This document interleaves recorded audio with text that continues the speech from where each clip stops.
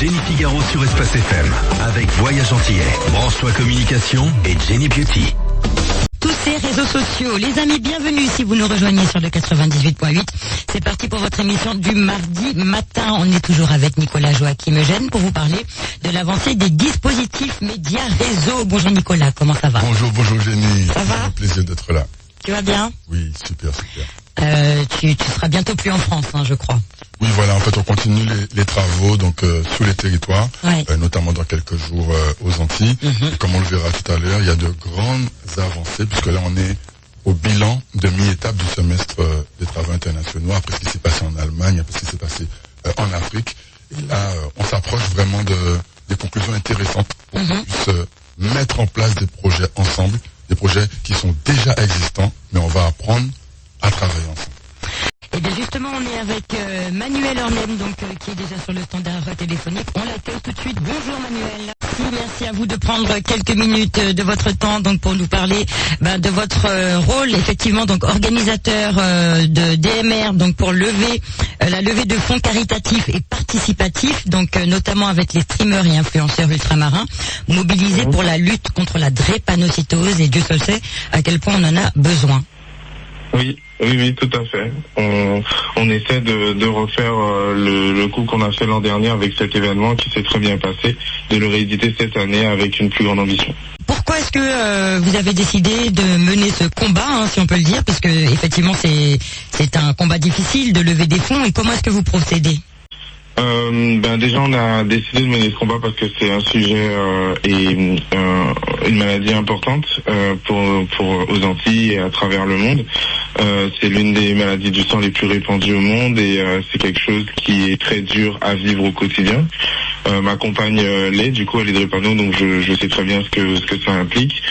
Donc pourquoi on a décidé de le faire, déjà c'est pour cette raison-là, et la levée de fonds est le moyen le plus, on va dire, le plus efficace pour nous pour pouvoir refaire cet événement qui coûte malheureusement de l'argent. Il n'y a pas de fumée sans feu, on a besoin de fonds pour faire ce qu'on veut faire, même si c'est pour des bonnes causes. Et du coup, c'est le meilleur moyen d'allier l'utile à l'agréable en faisant un événement original aux Antilles et qui permet de mobiliser beaucoup de monde et qui a une énorme capacité de visibilité, ce qui nous permet du coup de capter pas mal de dons en faisant ce genre d'événement. Nicolas, tu voulais intervenir. Justement, là, il est très humble quand il décrit les choses.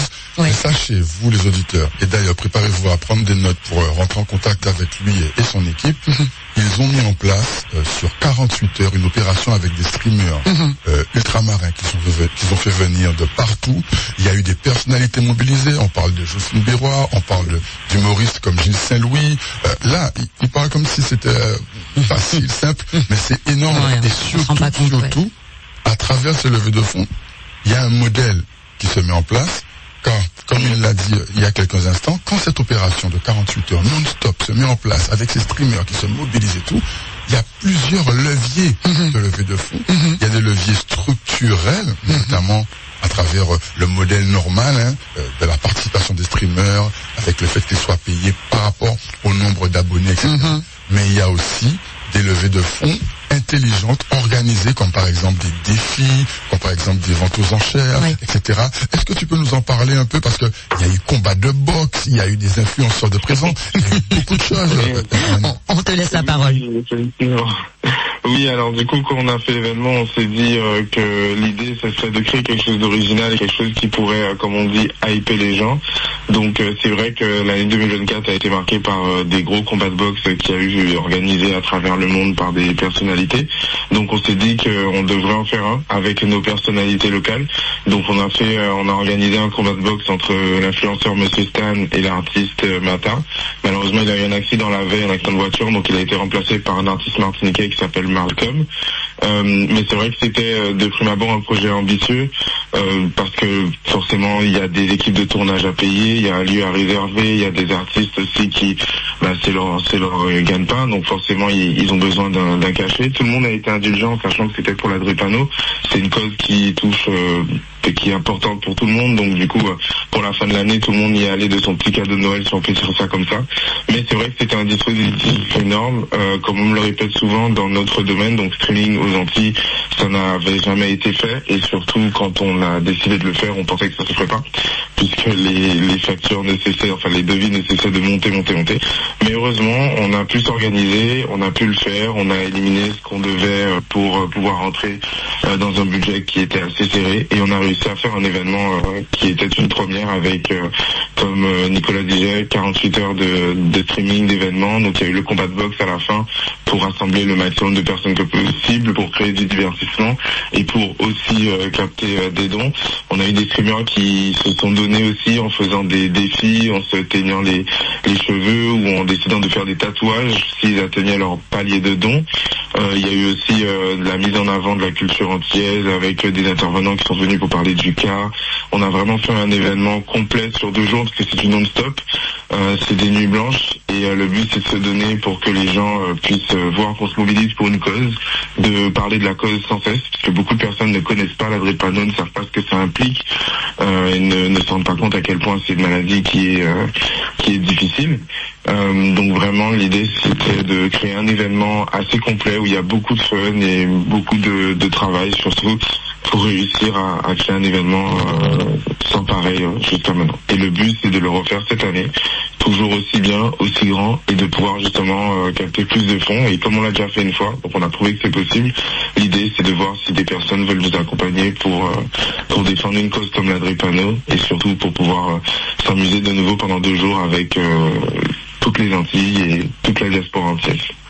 Et justement, Emmanuel, aujourd'hui, avant que tu donnes tes coordonnées, en tout cas, félicitations vraiment à l'équipe. Oui, vraiment. Salut aussi à Sidney Ogiac, qui est donc référent au niveau média, des dispositifs médias réseau, au niveau des Antilles et de la Caraïbe.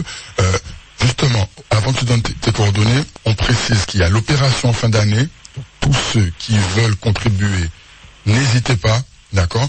N'oubliez pas aussi que tous ceux qui ont entendu ce concept-là, concept de levée de fonds caritatif et ou sur des projets d'intérêt généraux, on est justement en train d'établir le modèle, et l'équipe autour de donc Manuel Ornel et d'autres comme Sidney Ogiac et les autres seront bientôt en ordre de marche pour justement mettre ça en place avec la communauté donc ultramarine, et faire en sorte que on ait une forme d'indépendance financière, et que, vous l'avez entendu, avec tous les réseaux sociaux, on est toujours en train de se dire mais les jeunes perdent leur temps, les défis débiles et compagnie. Et bien là, on a l'occasion de faire des défis qui pas débiles, et de construire. Et encore bravo à ces jeunes, ces têtes de réseau qui mettent en place tout ça. Maintenant, on attend juste que tu donnes tes coordonnées. On sait qu'il y a aussi des parlementaires en ce moment sur la cause de la drépanocytose qui prépare apparemment un projet de loi. J'en dirai pas plus, mais si les choses se font, on va entendre parler de quelque chose bientôt. Mais en tous les cas, ça avance. On attend tes coordonnées, et merci encore à Jenny d'avoir laissé la parole aujourd'hui. Avec plaisir, Manuel. Donc, on te laisse donc donner toutes les coordonnées pour qu'on puisse prendre attache avec toi.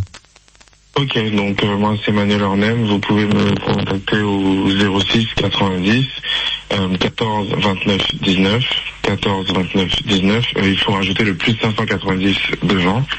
Donc ça fait plus 590 690 14 29 19. Et on a aussi une adresse mail, c'est Karukera eSports avec un S @gmail.com. Donc Karukera eSports avec un S à la fin @gmail.com. Voilà.